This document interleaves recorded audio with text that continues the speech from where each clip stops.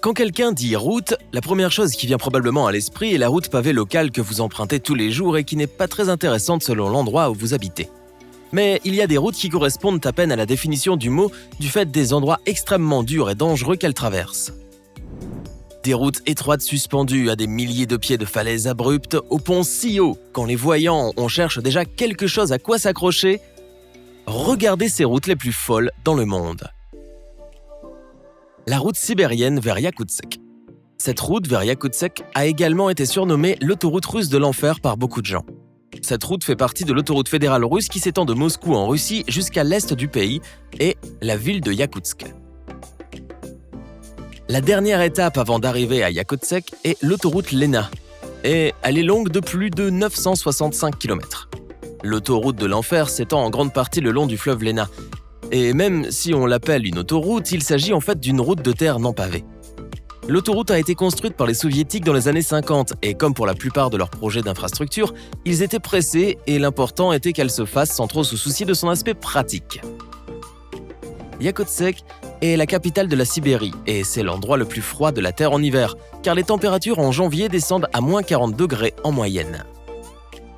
Fait surprenant, c'est excellent pour l'autoroute car la route se durcit complètement et les conducteurs peuvent rouler à environ 60 km/h. Le vrai problème, c'est l'été, lorsque les températures et l'humidité augmentent et que la route devient humide. Les voitures et les camions s'enlisent dans la boue profonde, créant des embouteillages avec des centaines de véhicules et les gens passent des jours sur l'autoroute coincés dans la boue avec des températures dépassant les 33 degrés Celsius. Voir des véhicules renversés est un spectacle commun et la pire chose est qu'il n'y a aucune route alternative pour aller à Yakoutsk à travers la Sibérie. Le col de Zojila, Cachemire. Zojila est une route d'environ 9 km de long en Inde qui traverse l'ouest de l'Himalaya et la route se trouve à une altitude de 3528 mètres au-dessus du niveau de la mer. Zojila est un chemin de terre pour la majeure partie et a 2 pistes étroites qui courent sur le bord des falaises, jonchant ces régions montagneuses parmi les plus extrêmes dans le monde. Ce qui est encore pire, c'est que la route n'a pas de garde-fous, pas de panneaux de signalisation et qu'il y a régulièrement des glissements de terrain. Comme si cela ne suffisait pas, les conditions météorologiques sont également très difficiles avec de fortes chutes de neige en hiver et au printemps, la fonte des glaciers sur la montagne créant une route glissante et boueuse et les glissements de terrain sont nombreux. En 2009, 350 personnes sont restées bloquées sur le col pendant plusieurs jours en raison de fortes chutes de neige. Quiconque ose conduire sur cette route dangereuse a intérêt à avoir une confiance incroyable en ses capacités de conduite et un bon véhicule à 4 roues motrices. L'autoroute James Dalton. L'Alaska abrite certaines des routes les plus extrêmes au monde, mais l'une d'entre elles en particulier se distingue des autres, la route James Dalton. Il s'agit de l'une des routes les plus isolées et les plus solitaires au monde, utilisée surtout par les camionneurs. L'autoroute s'étend de Fairbanks, en Alaska, jusqu'à l'océan Arctique. Elle a été officiellement terminée en 1974 et le principal objectif de la route était de soutenir l'oléoduc Trans-Alaska et de fournir une voie d'approvisionnement. Elle a été nommée d'après l'ingénieur James Dalton qui a supervisé sa construction. L'autoroute fait exactement 666,3 km de long, avec seulement 3 petites villes le long de son parcours. Environ 80% de la route n'est pas pavée, et certaines parties sont si primitives qu'aucun véhicule plus petit ne peut y accéder facilement. Étant l'une des routes les plus septentrionales du monde, les températures peuvent être très basses et tous ceux qui décident d'emprunter cette route doivent transporter des fournitures et du matériel médical approprié. Ce chemin forestier.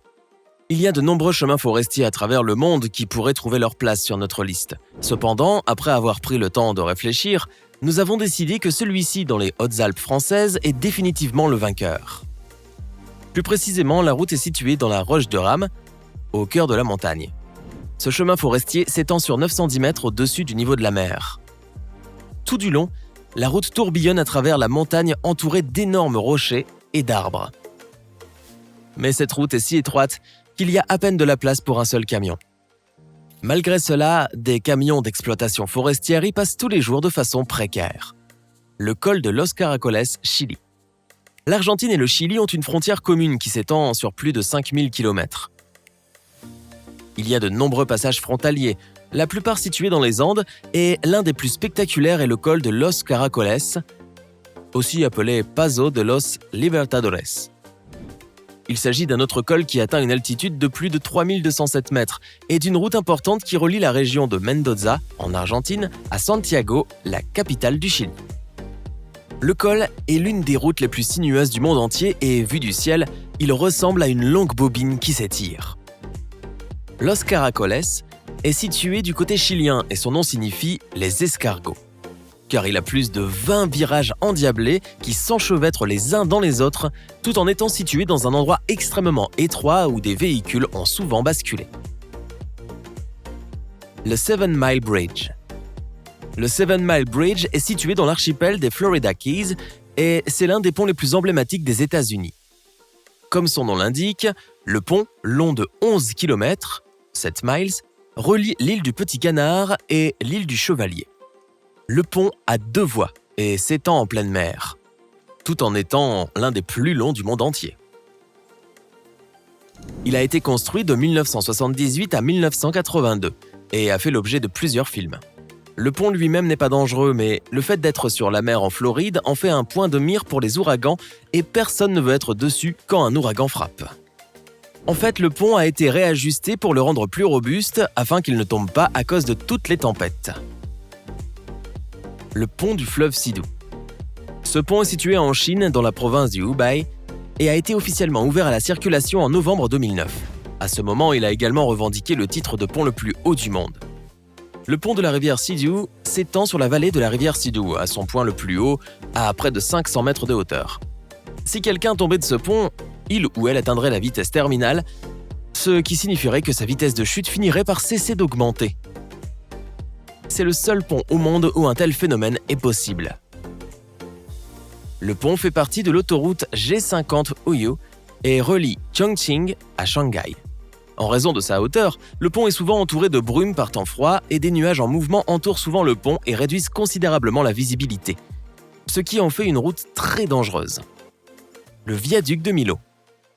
Si vous êtes curieux de savoir quel pont détient le titre de pont le plus haut du monde, c'est le viaduc de Milo, qui s'étend sur le Tarn dans le sud de la France à travers les montagnes du Massif central. L'objectif de la construction de cette route était de contribuer à réduire le trafic de vacances entre l'Espagne et la France. Le pont mesure plus de 2450 mètres de long et 343 mètres de haut, ce qui en fait le pont le plus haut du monde. Et il est même plus haut que la Tour Eiffel. La construction du pont a coûté plus de 400 millions d'euros et il est effrayant à traverser. Le Royal Gorge Bridge, États-Unis. Le Royal Gorge Bridge est une attraction touristique à Canyon City, dans le Colorado, et a été ouvert en 1929. Pendant longtemps, c'était le pont le plus haut, mais en 2003, il a perdu ce titre.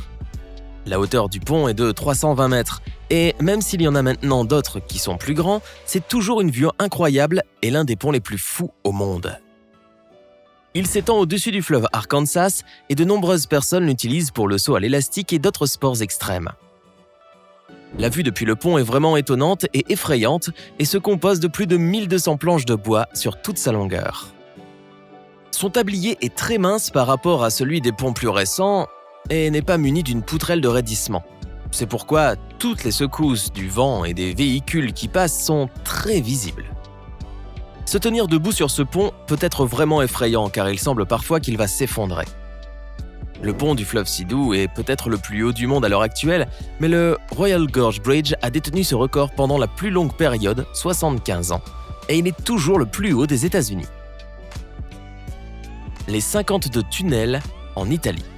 La galerie Strada delle 52, également connue sous le nom de route des 52 tunnels, fut une merveille d'ingénierie, surtout pour son époque, et fut construite par le Royaume d'Italie.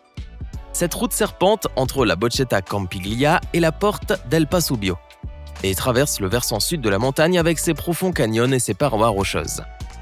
Il a été construit stratégiquement en dehors du rayon d'action de l'artillerie austro-hongroise et sa mise en œuvre était d'une grande importance stratégique car elle permettait la communication et le transfert des approvisionnements à dos de mulet de la base au sommet du mont Pasubio.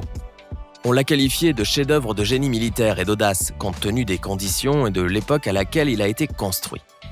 En fait, la vitesse de sa construction est remarquable. Les travaux commencèrent le 6 février 1917 et se terminèrent la même année, en novembre.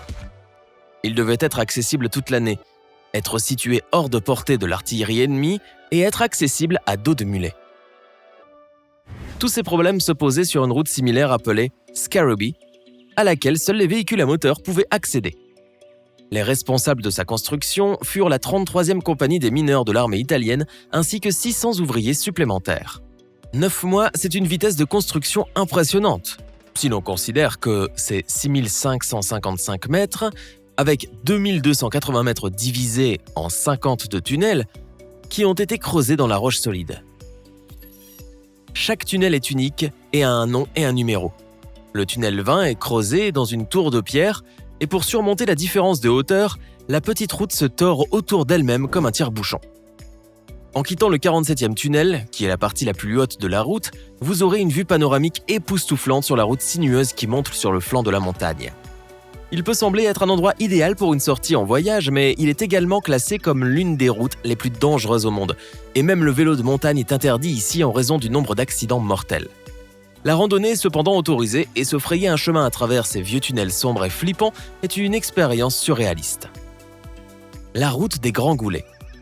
Les Grands Goulets en France, c'est un tronçon de route légendaire qui a été construit entre 1843 et 1854 et est taillé dans les falaises du massif du Vercors qui se compose d'un plateau accidenté et de montagnes.